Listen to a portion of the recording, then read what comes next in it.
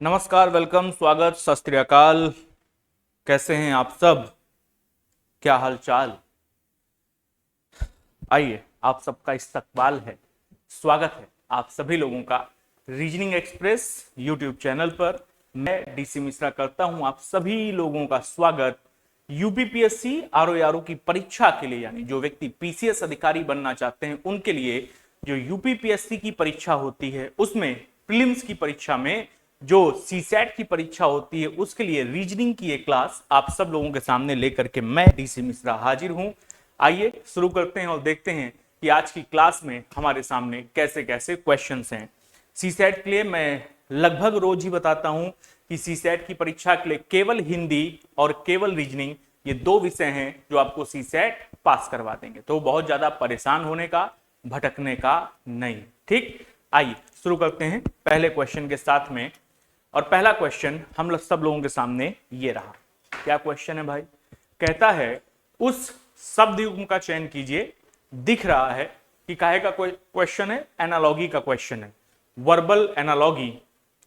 उस शब्द का चयन कीजिए जिसमें शब्दों के मध्य वही संबंध जो दिए गए मूल शब्द युग्म के शब्दों के मध्य है, यानी जापान का जो संबंध येन के साथ है वही संबंध ऑप्शन में से किसका होगा? ये क्वेश्चन है। तो जैसा कि आपको पता है कि वर्बल एनालॉगी के जो क्वेश्चंस होते हैं वे क्वेश्चंस जनरल नॉलेज पर भी डिपेंड करते हैं, तो ये जनरल नॉलेज का ही क्वेश्चन हो गया। कंट्री और उनकी करेंसी, तो जिस प्रकार से जापान की करेंसी कौन सी होती है? जापान की करेंसी कौन सी होती है? येन। जापान की मुद्रा का नाम क्या है? येन। वैसे ही इनमें से कंट्री और करेंसी का सही सुमेलित जोड़ा कौन सा है? ठीक, बेल्जियम डॉलर, क्या ये सही है? नहीं, बेल्जियम यूरोपियन यूनियन का हिस्सा है और वहां पर कौन सी चलती है करेंसी? यूरो चलती है। ठीक, नॉर्वे यूरो, क्या ये सही है? नहीं, ये भी गलत है। वहां पर चलता है नॉर्वेनियन क्रोन। क्या चलता है? नॉर्वेनियन क्रोन, ये करेंसी है नॉर्वे की। इटली में क्या पाउंड चलता है? नहीं, ये भी गलत है। तो फिर सही उत्तर क्या हो जाएगा? पाउंड नहीं होता है, पहले लीरा चलती थी, फिर यूरोपियन यूनियन का पार्ट होने के बाद से यहां पर भी यूरो चलती है, तो ये भी गलत है। तो सही क्या हुआ? म्यांमार और क्या हो जाएगा सही? यानी जिस प्रकार से जापान की करेंसी येन होती है वैसे ही म्यांमार की करेंसी कौन होती है? क्यात होती है। ये हमारे प्रश्न का उत्तर है। ठीक है, हाँ, स्वागत है आप सबका। Welcome welcome welcome everyone, good evening, स्वागत है आप सबका, स्वागत है। आइए, पहला क्वेश्चन हम लोग कर चुके हैं और प्रश्न का उत्तर आया है म्यांमार क्यात, यानी option number D is right answer. आओ चलते हैं दूसरे क्वेश्चन पर, और ये रहा दूसरा क्वेश्चन हम सबके सामने, जो कि है कोडिंग डिकोडिंग से। क्या कह रहा है? एक विशिष्ट कूट भाषा में रीजन को TZG लिखा जाता है, तो पनिस को इसी कूट भाषा में क्या लिखा जाएगा? इसका उत्तर आप लोगों को बताना है। प्लेस वैल्यू का प्रयोग करना है और प्लेस वैल्यू का प्रयोग करके प्रश्न का उत्तर बता देना है। आओ जरा प्लेस वैल्यू का प्रयोग किया जाए और फिर प्रश्न का उत्तर पकड़ते हैं। तो रीजन का जो कोड हमारे सामने आया है वो क्या है? रीजन का कोड है TZGUJ और T। प्लेस वैल्यू के आधार पर चलते हैं तो R से T ये प्लस का 2 होता हुआ नजर आ रहा है। R की वैल्यू 18 होती है, T की वैल्यू 20 होती है, E की वैल्यू 5 होती है और Z की वैल्यू 26। ये तो बहुत ज्यादा अंतर है। A की वैल्यू 1 होती है, G की वैल्यू 7 होती है, S की वैल्यू 19 और U की वैल्यू 21। यहां पर फिर से प्लस का 2 हमको नजर आ रहा है। ठीक है, O से J यानी 15 से 10 होता है और 14 से ये हो रहा है 20। अगर इसी आधार पर हम चलें तो प्लस का 2 तो सीधे सीधे दिख रहा है, तो ये भी तो हो सकता है 1 से 7 A से G, ये प्लस का क्या हो रहा है? प्लस का 7 हो रहा है। तो उसी प्रकार से यहां पर अगर हम चलेंगे, सॉरी ये प्लस का 6 हो रहा है, ये 1 से 7 प्लस का 6 हो रहा है, तो 14 से 20 ये भी तो प्लस का क्या हो रहा है? 6। तो 15 से 10 यानी ये माइनस का 5 हो रहा है। तो E से Z अगर पीछे की ओर चलेंगे, E से पीछे, तो E से D फिर डी, फिर सी, फिर ए और जेड मिलेगा, यानी पांचवें स्थान पर मिलेगा हमको। तो अगर पांचवें स्थान पर मिलेगा, यहां भी क्या चल रहा है, माइनस का 5, तो एक लॉजिक हमको मिला है। लॉजिक क्या चल रहा है, लॉजिक चल रहा है प्लस का 2, माइनस का 5 और प्लस का 6। ये लॉजिक यहां पर अप्लीकेबल है। तो यही लॉजिक कहां लगाएंगे, पनिश में भी। अब अगर पनिश में ये लॉजिक लगाते हैं तो 16 2 18 यानी आर हो जाएगा। 21 माइनस 5 कितना हो जाएगा, 16 यानी कि पी हो जाएगा, आर पी। फिर एन प्लस 6 करेंगे तो ये कितना हो जाएगा, टी हो जाएगा। तो आर पी टी करके केवल एक ऑप्शन दिखा और वो ऑप्शन है ऑप्शन नंबर सी। तो यही R P T K N N हमारे प्रश्न का उत्तर हो जाएगा। ठीक है, ये लॉजिक चल रहा था +2 - 5 + 6 का। कुछ लोगों ने सही आंसर दिया, बाकी सब पे गलत। आओ देखो क्या उत्तर आएगा अगले क्वेश्चन का। ये है, कहता है नीचे 4 शब्द दिए गए हैं, दिख रहे हैं कबड्डी, वॉलीबॉल, फुटबॉल और हॉकी। जिनमें से 3 किसी ना किसी तरह से समान हैं और एक क्या है, असंगत है। उस असंगत शब्द का चयन कीजिए, यानी कि कबड्डी, वॉलीबॉल, फुटबॉल और हॉकी, इनमें से अलग कौन सा है ये हमको पता करना है। तो अगर हम ये पता करना चाहें कि कबड्डी, वॉलीबॉल, फुटबॉल, हॉकी में अलग कौन सा है, क्या आंसर आ रहा है आप लोगों का। वॉलीबॉल खेलने के लिए हमको बॉल की जरूरत है, फुटबॉल खेलने के लिए हमको बॉल की जरूरत है, हॉकी खेलने के लिए हमको बॉल की जरूरत है। दैट मीन्स कि वॉलीबॉल, फुटबॉल और हॉकी, इन तीनों खेलों को खेलने के लिए हमें सिर्फ व्यक्तियों की नहीं, हमें इक्विपमेंट्स की भी जरूरत पड़ती है। ठीक है, बॉल की जरूरत पड़ती है, यहां पर हॉकी स्टिक की जरूरत पड़ती है। लेकिन कबड्डी एक ऐसा खेल है जहां पर केवल व्यक्ति हो हमारे पास, तो हम कबड्डी खेल सकते हैं, हु तू तू तू करते कर सकते हैं, कबड्डी कबड्डी कबड्डी कर सकते हैं। ठीक, तो इनमें से अलग कौन सा होना चाहिए, कबड्डी को ही अलग कर लें। 7 लोगों की टीम बना करके कबड्डी खेलना शुरू कर देंगे, जबकि वॉलीबॉल, फुटबॉल, हॉकी हम नहीं खेल सकते क्योंकि बॉल की आवश्यकता पड़ती है मिनिमम। ठीक, चलो बढ़िया, अगला क्वेश्चन बताओ इसका उत्तर क्या आएगा। नंबर सीरीज का क्वेश्चन कहता है 5, 12, 22, 46 और 90 लिखा हुआ है। क्वेश्चन मार्क के स्थान पर क्या आएगा ये आपको बताना है। बता डालो भैया क्या उत्तर आएगा। इससे आसान क्वेश्चन क्या ही मिलेगा नंबर सीरीज का, है कि नहीं। दिख रहा है कि क्या चल रहा है। मल्टीप्लाई में करोगे तो भी ब्रेक हो जाएगा, प्लस माइनस में करोगे तो भी ब्रेक हो जाएगा, दोनों में ब्रेक हो जाएगा, दोनों में ब्रेक होता हुआ नजर आ रहा है। कारण एक ही नंबर से पूरी श्रृंखला में मल्टीप्लाई किया गया, एक ही कांस्टेंट नंबर से। क्या नजर आ रहा है, जैसे अगर हम 5 से 12 पर जाना चाहते हैं तो मल्टीप्लाइड बाई 2 कर दें, 5 दूनी 10, पहुंचना है 12 पर तो प्लस का 2 और कर दिया जाए। ठीक, 12 से 22 पर चलें तो 12 दूनी कितना होता है 24 और पहुंचना है 22 पर तो माइनस का 2 कर दें, यानी मल्टीप्लाइड बाई 2 + 2 मल्टीप्लाइड बाई 2 -2। ये अल्टरनेट ऑर्डर में चल सकता है। तो 22 दूनी कितना होता है 44 और प्लस का 2 कर देंगे तो 46 आ जाएगा। उसी तरह से 46 दूनी आ जाएगा 92 और माइनस का 2 करेंगे तो 90। तो अगली बार मल्टीप्लाइड बाई 2 और प्लस का 2 कर दिया जाए तो 90 दूनी 180 प्लस का 2 182। क्या आना चाहिए यहां पर 182 आना चाहिए, जो कि मिलता है ऑप्शन नंबर बी में। तो 182 इज राइट आंसर। ठीक है, आ जाओ अगला क्वेश्चन। हाँ, कथन और निष्कर्ष, स्टेटमेंट एंड कंक्लूजन। आओ जरा पढ़ा जाए कथन। कथन है मानव और वानर के कुछ गुण समान हैं। मानव और वानर के कुछ गुण समान हैं। Humans and monkeys have some similar characteristics. ये स्टेटमेंट है। इस स्टेटमेंट को देकर के हमारे सामने निष्कर्ष है। पूछना क्या चाहता है निष्कर्ष में, monkeys are smarter than humans. वानर मानव की तुलना में अधिक चालाक होते हैं। क्या यह सही है निष्कर्ष के तौर पर? दूसरा निष्कर्ष है मानव वानर की तुलना में अधिक चालाक होते हैं। और फिर हमको बताना है कि इनमें से कौन सा निष्कर्ष सही है, दैट मीन्स कौन सा निष्कर्ष निहित है। आप लोगों का उत्तर क्या आ रहा है? भाई वानर और मानव वानरों की ही प्रकृति हो करके हम आज मानव बने हैं, है कि नहीं? और अगर मानव बने हैं तो बुद्धिमत्ता में भी विकास हुआ है। तो अगर चालाकी की बात करें तो फिर क्या सेकंड वाला सही नहीं होना चाहिए? मानव वानर की तुलना में अधिक चालाक होता है, होना चाहिए, हैं? हाँ देखो कुछ लोग कह भी रहे हैं कि हाँ होना चाहिए। मानव वानर नहीं होता है, वो पूर्वज है ना, तो वो भी तो हो सकता है, हैं?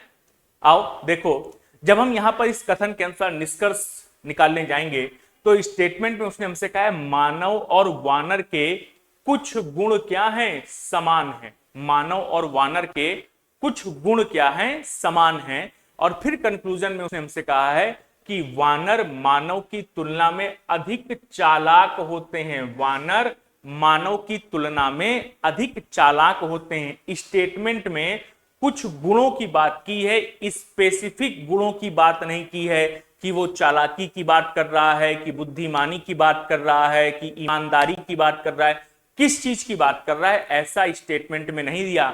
स्टेटमेंट में उसने केवल दिया है कि कुछ गुण समान होते हैं। अब गुणों में कौन से गुण समान हैं इसके बारे में हम अंदाजा लगा सकते हैं, सही सही नहीं बता सकते। और यदि नहीं बता सकते हैं कि मानव और वानर के कुछ गुण समान हैं तो उसके आधार पर वानर मानव की तुलना में अधिक चालाक होते हैं ऐसा निश्चित तौर पर नहीं कह सकते।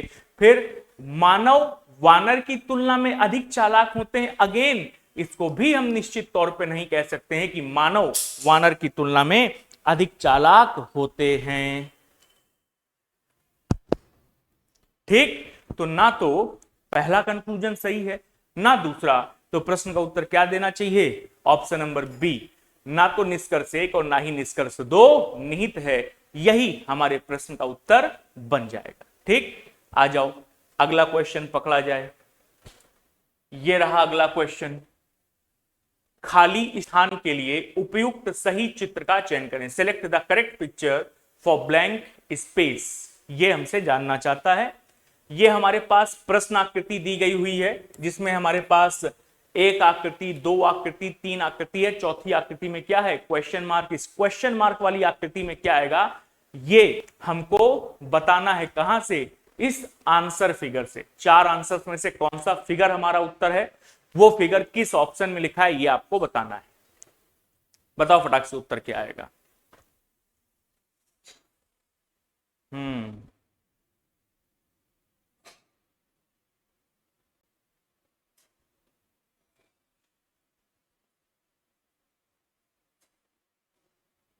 ठीक है, तो अगर ध्यान से देखते हैं इसको तो ये एग्जैक्ट वाटर इमेज बन रहा है कि नहीं बन रहा है? क्या बन रहा है?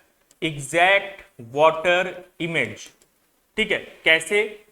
अगर हम वाटर इमेज की बात करते हैं तो किसी भी वाटर इमेज में जो टॉप होता है वो बॉटम में और बॉटम टॉप में कन्वर्ट हो जाता है। यानी अगर इसका वाटर इमेज बनाएंगे तो सबसे पहले ये लाइन है, ये लाइन यहां पर आएगी और ये जो फिगर है टॉप वाला ये ऐसे कन्वर्ट हो जाएगा। लेफ्ट और राइट में कोई भी चेंज नहीं होता।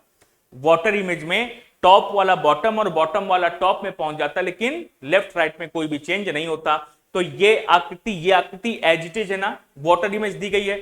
तो अगर हम इसका वाटर इमेज बनाएंगे तो क्या मिलेगा? इसका वाटर इमेज अगर हम बनाएंगे तो हमको ये आकृति, ये आकृति, ये आकृति, ये मिलेगा कि नहीं मिलेगा? ऐसी आकृति हमको कहां दिख रही है? ऐसी आकृति हमको दिख रही केवल और केवल फिगर नंबर ए में। तो ए यानी option number D is right answer of this question. ठीक, अगला बारंबारता श्रृंखला का प्रश्न, कॉन्टिन्यूटी सीरीज का क्वेश्चन। बहुत सारे अक्षर दे दिए भरने के लिए। कितने? 3 2 5 3 8 2 10 अक्षर भरने के लिए दे दिए हैं। तो 10 तो यही हो गए। श्रृंखला में कितने टोटल हैं? 2 12, 3 15, 3 18 और 3 21। अच्छा, बहुत ज्यादा दे दिए। है, हमें क्या, हमें तो काम करना है कि नहीं? बताओ भैया इसका उत्तर क्या आएगा। इस तरह के क्वेश्चंस को सॉल्व करने के लिए मैंने बहुत सटीक एक अप्रोच आपको बताई है। ठीक है, उस अप्रोच का पालन करके प्रश्न का उत्तर सॉल्व करो, प्रश्न का उत्तर आपको मिल जाएगा। ठीक है, आओ जरा सॉल्व किया जाए। क्या उत्तर आ रहा आप लोगों का? ठीक, आओ देखा जाए। अगर हम चेक करते हैं कि यहां पर हमारे पास टोटल कितने number of letters including fill in the blanks हैं, तो 2 3 5 3 8 2 11 3 14 3 17 3 20 और 2 22। Is it? 3 2 5 3 8 2 10 3 3 6 3 9 2 11 21 है, 22 नहीं है। ठीक है, अगर 21 भी हैं तो हम इसको 7 7 के सेट में बांटें। 21 का मतलब 7 7 के सेट में।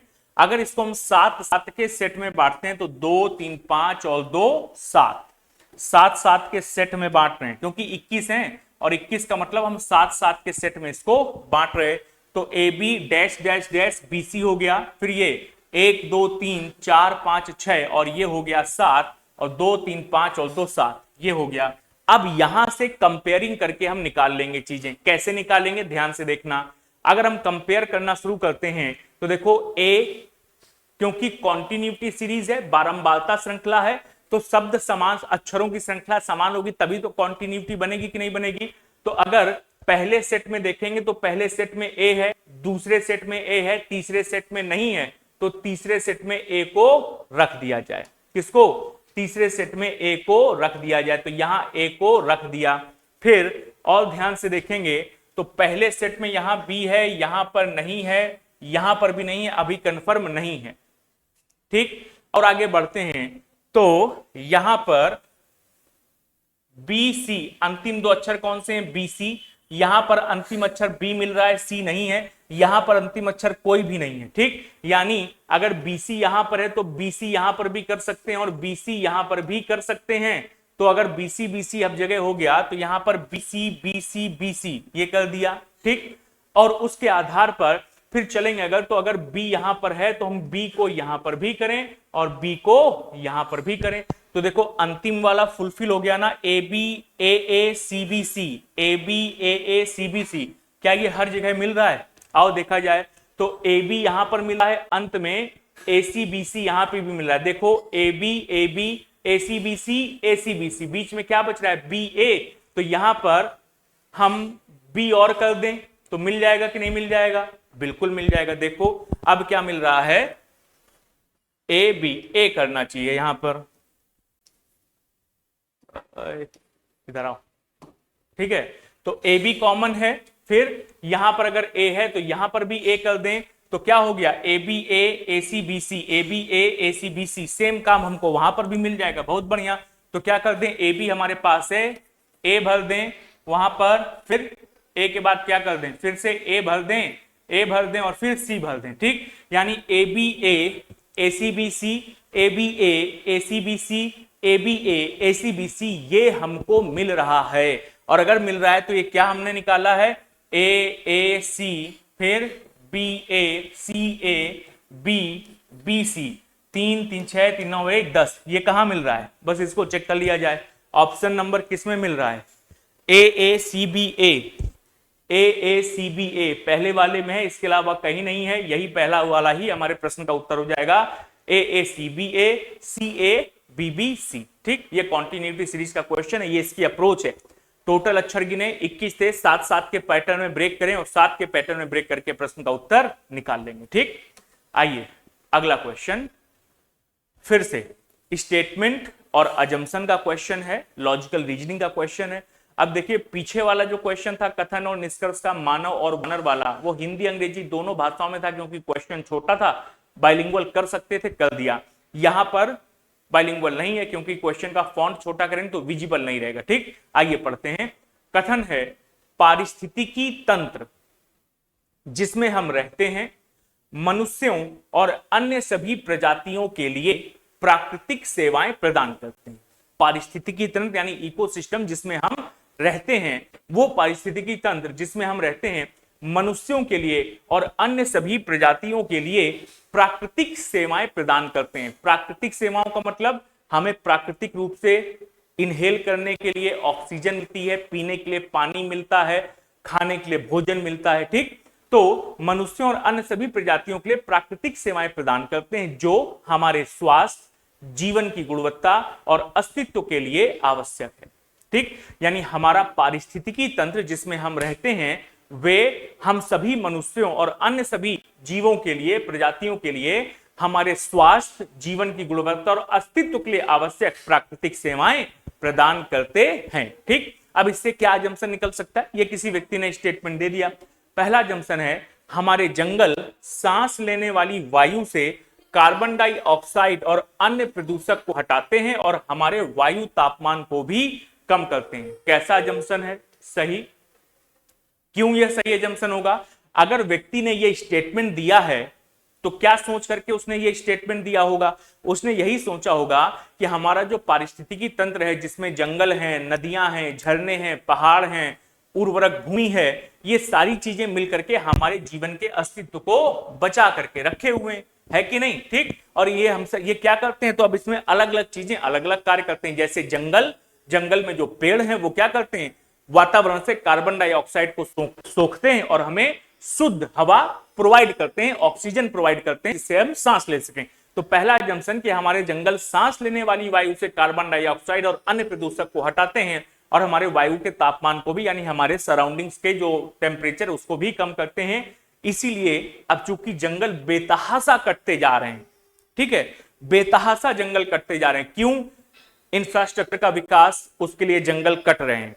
ठीक है, साथ ही साथ जंगल की जो पेड़ होते हैं उनकी लकड़ियों के लिए, क्योंकि लकड़ियां काटने पर रोक है, तो क्या करते हैं? जबरदस्ती आग लगा देते हैं।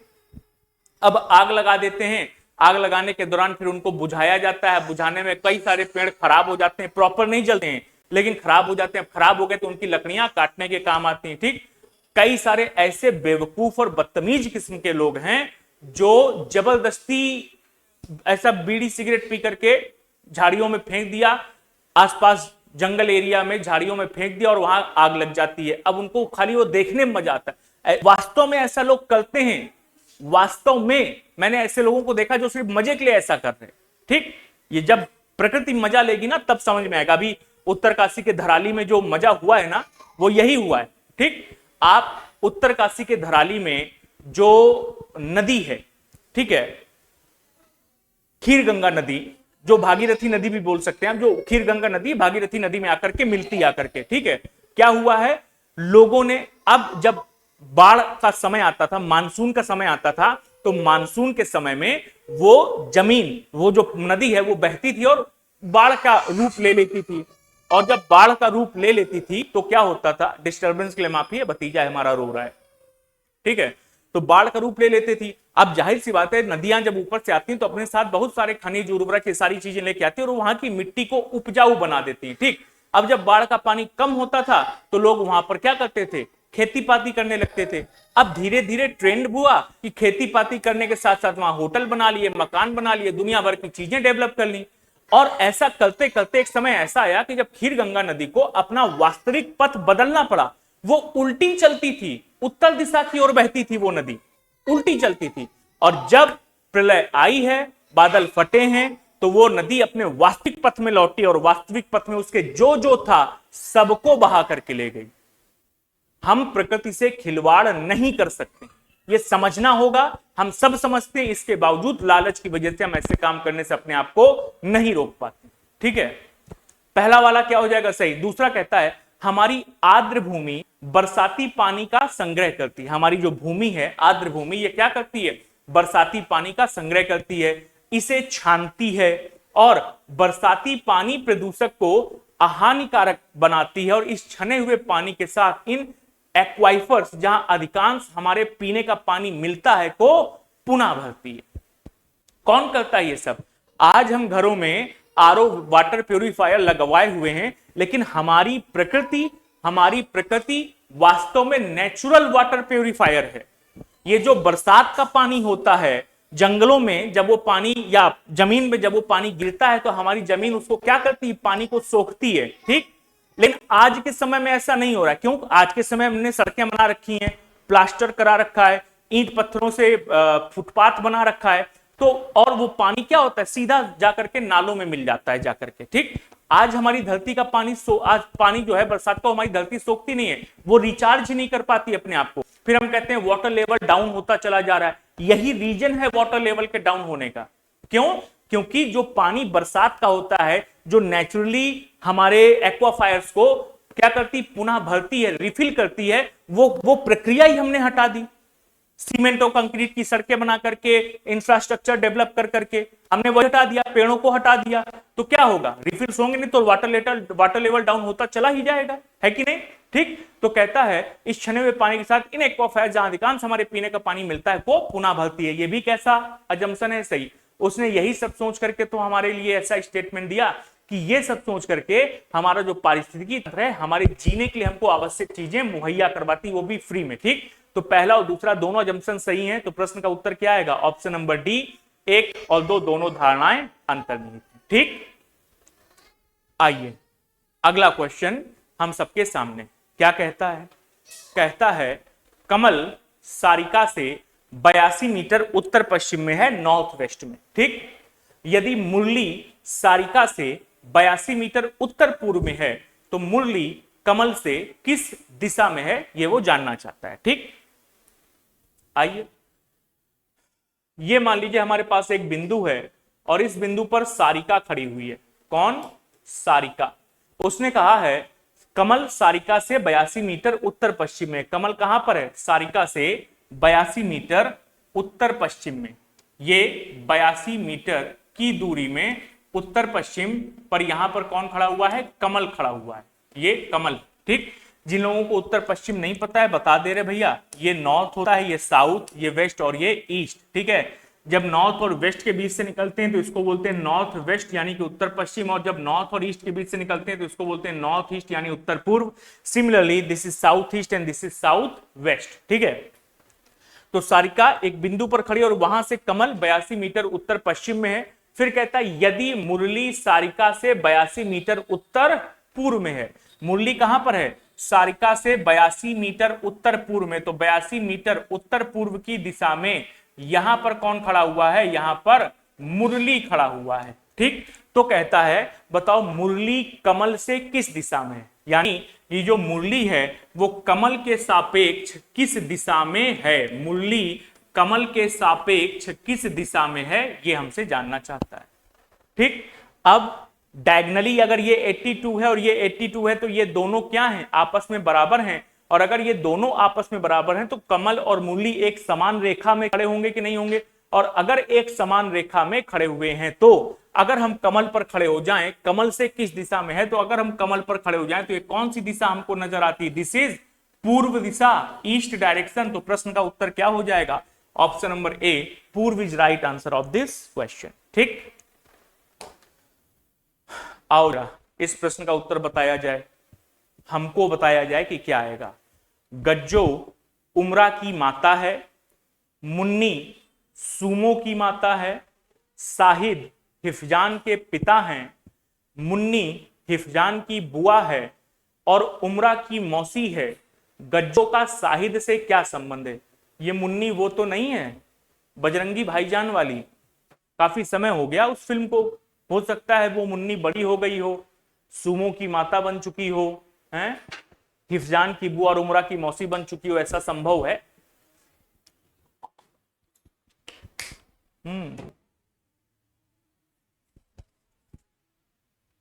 आओ जरा देखा जाए इस प्रश्न का उत्तर क्या आएगा। क्या उत्तर निकाला है तुम लोगों ने, हाँ सही है, आओ देखा जाए। कहता है गज्जो उमरा की माता है।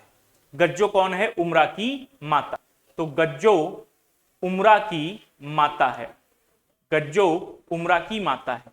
मुन्नी सूमो की माता है, यहां से तो कोई संबंध नहीं, अलग से बनाते हैं, मुन्नी सूमो की माता है।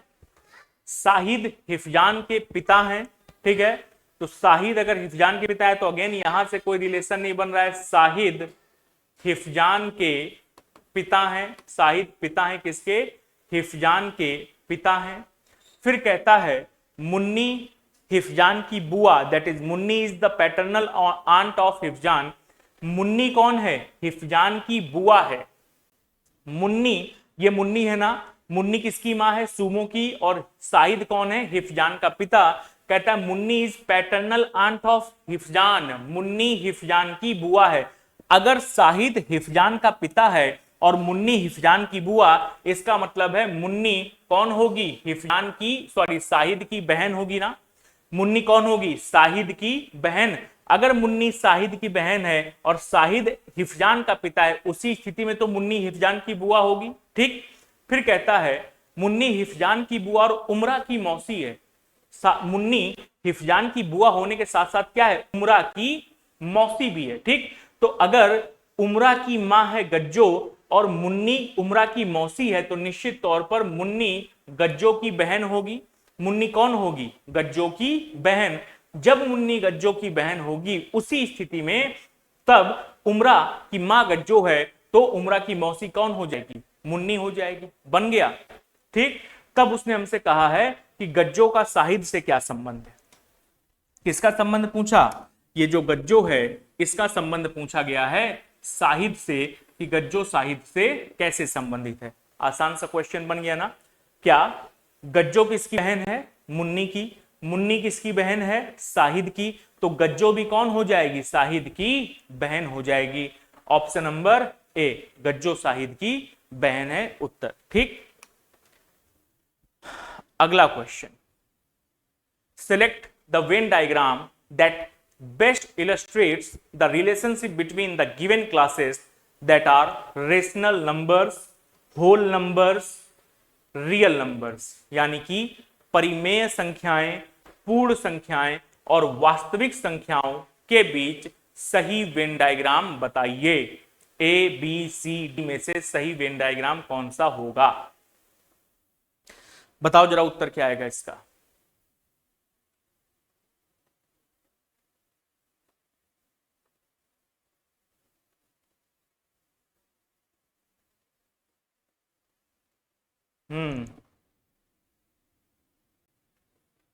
बी,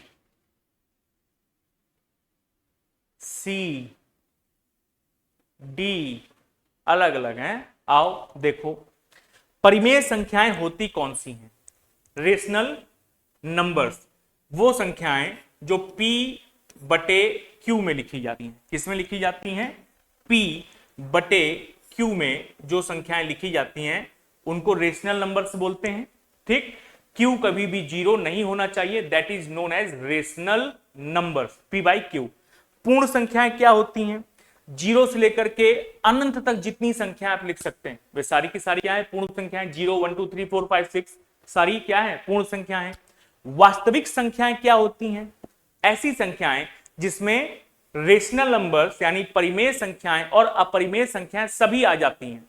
जैसे वास्तविक संख्याओं में हम माइनस का 5 लिख सकते हैं, √2 लिख सकते हैं, 3.4 लिख सकते हैं। सभी संख्याएं क्या हैं? वास्तविक संख्याएं। या ऐसा भी बोल सकते हैं कि वास्तविक संख्याएं वे संख्याएं हैं जो आप सरल रेखा में लिख सकते हैं, एक स्ट्रेट लाइन में लिख सकते हैं। वास्तविक संख्याएं जो काल्पनिक नहीं है, जिनको लिखा जा सकता है, दे आर नोन एज वास्तविक संख्याएं।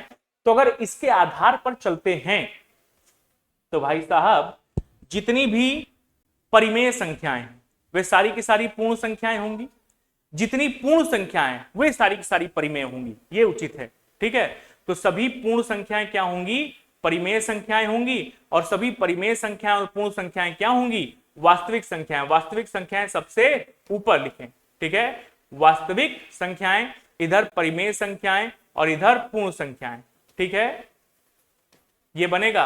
अब ऐसा फिगर हमको कहां दिख रहा है? ऑप्शन नंबर डी में, तो D is right answer of this question. ठीक है, ये हमारे प्रश्न का उत्तर बनेगा। आ जाओ, कैलेंडर। यदि 12 मई 2011 को गुरुवार था, 12 मई 2011 को गुरुवार था, तो 10 मई 2004 को सप्ताह का कौन सा दिन था? ऐसा हमसे जानना चाहता है। सबसे पहले कैलेंडर के इस क्वेश्चन में ध्यान से देख लेना कि तुमको जाना कहां है, फॉरवर्ड या बैकवर्ड।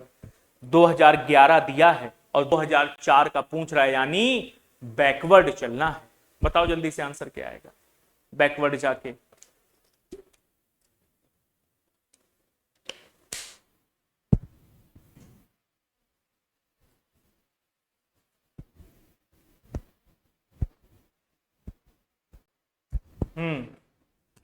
आ गए हैं कुछ आंसर्स, आओ चेक करते हैं। तो देखो 2011 से हमको जाना है 2004 पे, यानी बैकवर्ड जाना है। तो हम क्या करेंगे, हम 2004 से 2011 पर चलेंगे। ठीक है, जब हम चलेंगे वर्ष 2004 से, तो स्टार्ट कहां से हो रहे हैं, 10 मई से, और कहां तक चलेंगे 2011 तक, तो 10 मई तक आएंगे। ठीक, तो 2004 से 2011 तक जब हम चले तो ये टोटल नंबर ऑफ ईयर्स हमारे पास कितने हो गए, 4 7 11, 7 साल। इन 7 वर्षों में एक्स्ट्रा डेज हमको कितने मिल जाएंगे, एक्स्ट्रा डेज की बात करें तो जितने वर्ष हैं उतने एक्स्ट्रा डेज तो मिलेंगे ही मिलेंगे, प्लस लीप ईयर कितने मिलेंगे, 2004 एक लीप ईयर है, लेकिन हम मई से चलना शुरू कर रहे हैं, यानी जो फरवरी हमको एक्स्ट्रा डे देती है वो निकल चुकी है, तो 2004 यहां लीप ईयर हमको एक्स्ट्रा डे नहीं देगा। ठीक, आगे बढ़ेंगे तो 2008 आएगा, फिर 2011 पर खत्म है, यानी एक लीप ईयर मिलेगा केवल और केवल 2008। ठीक है, लीप ईयर पता करने के लिए क्या करो, जितने ईयर्स हैं 4 से भाग दो, जो भागफल आएगा वही लीप ईयर है।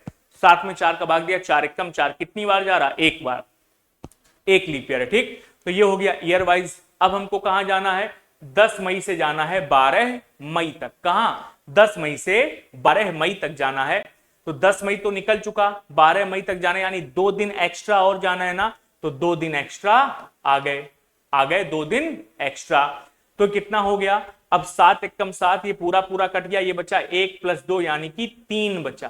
ठीक, एक्स्ट्रा डेज कितने आए, 3, और जाना कहां पर है, बैकवर्ड में, तो 3 दिन बैकवर्ड, कहां से, गुरुवार से 3 दिन पीछे, तो गुरुवार से 1 दिन पीछे बुधवार, 2 दिन पीछे मंगलवार, 3 दिन पीछे सोमवार, क्या आ जाएगा, 3 दिन पीछे जाने पर हमको सोमवार का दिन मिल जाएगा, यानी कि 10 मई 2004 को सोमवार का दिन था। ए इज राइट आंसर। ठीक, उस विकल्प का चयन कीजिए जिसमें दी गई आकृति अंतर्निहित है, घुमाने की अनुमति नहीं। ठीक है, ये एक आकृति उसने आपको दी हुई है, ये वाली, और कह रहा है कि ये जो आकृति है, नॉन वर्बल रीजनिंग में एक चैप्टर होता है, क्या बोलते हैं उसको,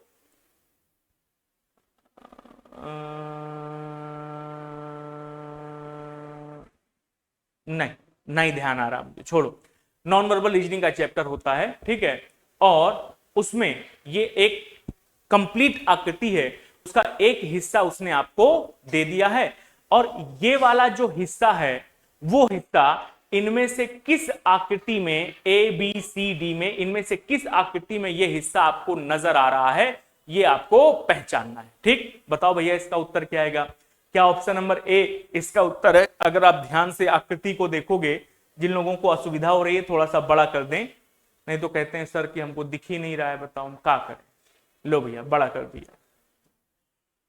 ठीक है, तो ये जो आकृति है, ये आकृति कहां नजर आ रही है, हाफ सर्कल है, फिर क्या ऑप्शन नंबर ए में मिलेगी, नहीं, क्या बी में मिलेगी, कतई नहीं, सी में भी कतई नहीं, डी में मिल रही ना, देखो डी में कहां पर मिल रही, ये वाली जो आकृति है, ये वाली आकृति, ये देखो एग्जैक्ट ऐसी ही आकृति हमको यहां पर ये मिलते हुए नजर आ रही ना। ठीक, और यदि नजर आ रही है तो ऑप्शन नंबर डी ही हमारे प्रश्न का क्या हो जाएगा, उत्तर बन जाएगा। ठीक है, आ जाओ अगला क्वेश्चन, आसान सा एक क्वेश्चन, दी गई आकृति में कितने त्रिभुज हैं। इस क्वेश्चन को तो मैंने जब काउंटिंग ऑफ फिगर्स वाला चैप्टर पढ़ाते हैं तो बेसिक समझाने के लिए इस क्वेश्चन का यूज करते हैं ना। हाँ, पार्टीशन है, आकृति में ट्रायंगल्स पूछ रहा है, बताओ फटाक से क्या आंसर आएगा, बतियाते रहते हो।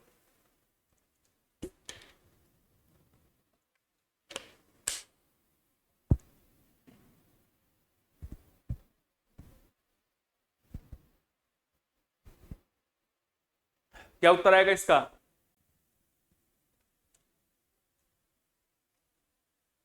हाँ बढ़िया, कई लोगों का आंसर सही आ रहा है, बढ़िया। क्या मैंने बताया है कि जब भी आपको ट्रायंगल के अंदर ट्रायंगल काउंट करने के लिए कह दे, किसके, ट्रायंगल के अंदर ट्रायंगल काउंट करने के लिए कहे, तो जितने पार्टीशन नजर आ रहे हैं उन पार्टीशंस की गिनती कर लो, 1 2 3 4 5 6 और 7, कितने पार्टीशन है, 7। जितने पार्टीशन बने सबको उठा करके जोड़ दो, तो अगर सबको उठा करके जोड़ोगे तो 1 2 3 3 6 4 10 5 15 6 21 और 7 28, कितने ट्रायंगल्स मिलेंगे, 28 मिलेंगे। अब अगर तुमको जोड़ने में समस्या है तो मैंने क्या बताया था, n नेचुरल नंबर्स को जोड़ने का तरीका क्या होता है, अंतिम संख्या क्या आई है 7, यानी 7 इंटू 7 प्लस 1 8/2, ये कितना हो गया 4, 7 चौको 28। अगर तुमको जोड़ने में समस्या हो तो ऐसे भी कर सकते हो, ठीक है। तो प्रश्न का उत्तर क्या आएगा कि इस पर्टिकुलर आकृति में 28 ट्रायंगल दिए हुए हैं, ठीक। आ जाओ अगला क्वेश्चन। प्रश्न में दिए गए विकल्पों में से प्रश्न चिन्ह के स्थान पर आने वाली संख्या को चुनिए। मिसिंग टर्म का क्वेश्चन है। 10 1 5 55, 8 2 3 30, तो 5 6 4 क्वेश्चन मार्क में क्या आएगा? बड़ी संख्या को पकड़ो, बड़ी संख्या को पकड़ो, क्वेश्चन मिलेगा, क्वेश्चन बनेगा, क्वेश्चन मिलेगा, क्वेश्चन बनेगा। बड़ी संख्या को पकड़ो भैया। पकड़ लिया कुछ लोगों ने, आंसर भी आ रहा है, बढ़िया।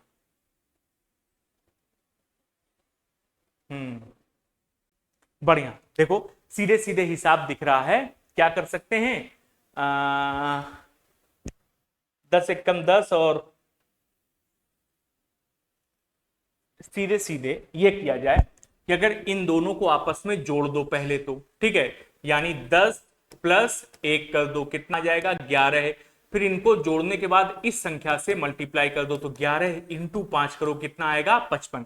यानी पहली दोनों संख्याओं को आपस में जोड़ दिया जाए और तीसरी संख्या से गुणा कर दिया जाए तो हमको यह संख्या मिलेगी। 10 प्लस 1 11 5 55, तो 8 2 10 त्याई 30, 8 2 10, 10 करने पर मल्टीप्लाई करने पर 30, तो 5 और 6 11, और 11 में यदि 4 का गुणा कर दें तो कितना आना चाहिए? 44 आना चाहिए। दिख रहा है 44? दिख रहा है। ऑप्शन नंबर बी में दिख रहा है, बिल्कुल दिख रहा है गुरुजी। तो यही 44 ही हमारे प्रश्न का उत्तर बन जाएगा, ठीक। साथियों, देवियों और सज्जनों, ये थी हम लोगों की आज की क्लास, ठीक है। नित्य प्रतिदिन यूपीपीएससी सीसेट की परीक्षा के लिए हम लोग करते हैं मुलाकात रीजनिंग के 15 बेहतरीन सवालों के साथ। और ये क्लास कब चलती है? ये क्लास चलती है 7:30 बजे, ठीक है। और इस क्लास को पीटी वाले बच्चे भी देख सकते हैं जिनका यूपीटी पीटी का एग्जाम लगा है। और यूपीएसआई की भर्ती के लिए क्लास कितने बजे चलती है? सुबह 10:45 पर ये क्लास चलती है। आप इसको भी ज्वाइन कर सकते हैं, ठीक है। चलिए, आज के बेहतरीन 15 क्वेश्चन यहीं पर होते हैं खत्म। ये रीजनिंग एक्सप्रेस की ऑफिशियल ऐप है जिसको आप डाउनलोड कर सकते हैं। कहां से? प्ले स्टोर से, या इसका लिंक डिस्क्रिप्शन में भी दिया हुआ है। कोई किसी प्रकार की कोई दिक्कत आ रही हो तो इसमें संपर्क कर सकते हैं। कुछ कोर्सेस आप लोगों के लिए यहां पर उपलब्ध हैं। कौन से कोर्सेस उपलब्ध हैं? तो जैसे ये अभ्युदय बैच आप लोगों के लिए उपलब्ध है। ये किसके लिए है? यूपीपीएससी प्रीलिम्स की परीक्षा के लिए। यूपीपीएससी प्रीलिम्स की परीक्षा, सीसेट रीजनिंग का complete course. Average 20 question 22 question आते हैं रीजनिंग विषय से, तो रीजनिंग और हिंदी दो चीजें मिलाकर के आपका सीसेट क्लियर हो जाएगा। क्लास यूट्यूब पर भी चलेगी, क्लास इस कोर्स में भी चलेगी, ठीक है। इस कोर्स में रिकॉर्डेड क्लासेस चलेंगी क्योंकि थ्योरेटिकल क्लासेस हैं, थ्योरी कॉन्सेप्ट ट्रिक्स वाली क्लासेस हैं, ठीक है। तो अगर आपको ये जरूरत महसूस होती है इस कोर्स की तो ये उपलब्ध है, आप उसको ज्वाइन कर सकते हैं। किसके लिए? रीजनिंग पढ़ने के लिए, ठीक। इसी प्रकार से यूपीएसआई की परीक्षा जो अपकमिंग परीक्षा है उसके लिए यूपीएसआई की ये वैकेंसी है जो आने वाली है, उसके लिए कंप्लीट कोर्स है रीजनिंग का। A to Z पूरा सब कुछ यहां पर मिलेगा विद मेंटल एबिलिटी टेस्ट, यानी मानसिक अभिरुचि परीक्षण। रीजनिंग का कंप्लीट कोर्स यूपीएसआई के लिए, ठीक है। फिर ये दक्ष बैच आपके पास है। ये क्या है? ये रीजनिंग का फाउंडेशन कोर्स है, यानी आधार रीजनिंग का बेस से लेकर के हाई लेवल तक के सारे क्वेश्चन और सभी परीक्षाओं के लिए, अलग अलग परीक्षाओं के लिए रीजनिंग का कोई कोर्स आपको इधर उधर कहीं से भी, हमारे पास से भी नहीं खरीदना। एक बार पढ़ो, ढंग से पढ़ो, और फिर जो भी परीक्षा देने जाओ वहां रीजनिंग तुम्हें परेशान ना कर पावे, ठीक है। तो एसएससी की परीक्षा हो, रेलवे की परीक्षा हो, पुलिस की परीक्षा हो, टीचिंग हो, पीटी हो, या फिर यूपीपीएससी या किसी अदर स्टेट का कोई भी एग्जाम हो जिसमें रीजनिंग पूछी जाती है, आप उसके क्वेश्चंस को यहां से सॉल्व कर लेंगे अगर आपने अच्छे से पढ़ लिया इसको, ठीक है। तो ये कंप्लीट कोर्स फाउंडेशन कोर्स है रीजनिंग का, हर परीक्षा की रीजनिंग आपको यहां पर मिलेगी, ठीक है। और ये है अधिकारी बैच, ये भी सारे कोर्सेज रीजनिंग एक्सप्रेस ऐप पर उपलब्ध है। इनका लिंक डायरेक्टली क्लास के डिस्क्रिप्शन में भी उपलब्ध है, तो आप सीधे वहां से भी इन कोर्सेज को ज्वाइन कर सकते हैं, ठीक है। ऐप डाउनलोड कर सकते हैं और अपना ज्वाइन कर सकते हैं, ठीक। कहोगे गुरुजी आरओ यारो का पेपर तो हो गया, फिर इस बैच का क्या करें, इस कोर्स का क्या करें? तो भैया आरओ यारो मेंस का भी तो पेपर है, जितने लोग प्री पास होकर के जाएंगे तो मेंस का भी तो पेपर देना पड़ेगा उनको। मेंस में 15 क्वेश्चन पूछता है रीजनिंग के, जीएस वाले सेक्शन, ठीक है। तो ये कंप्लीट कोर्स है रीजनिंग का, आप इनको ज्वाइन कर सकते हैं। ये कुछ कोर्सेज हैं जो कि आपको उपलब्ध हैं रीजनिंग एक्सप्रेस ऐप पर, डाउनलोड कर सकते हैं और किसी प्रकार की समस्या पर इस नंबर पर संपर्क कर सकते हैं। ये टेलीग्राम चैनल का लिंक है, यहां पर अपने आप को जोड़ सकते हो, अपने डाउट्स यहां पर शेयर कर सकते हो डायरेक्टली, ठीक है। चलो आज के इस सत्र को यहीं पर करते हैं समाप्त। आप लोगों का कोई डाउट है तो उसको पूछ लीजिए, अदरवाइज आज के इस सत्र को समाप्त करें। क्लास को लाइक, कमेंट, शेयर और सब्सक्राइब करना मत भूलना, ठीक है।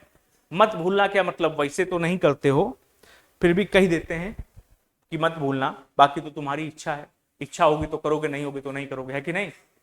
हाँ चलो, तो आज के सत्र को समाप्त करते हैं, कल वापस से मुलाकात करेंगे। तब तक अपने आप को स्वस्थ रखिए, मस्त रखिए, व्यस्त रखिए और बिंदास रखिए। कल मिलते हैं फिर से, धन्यवाद।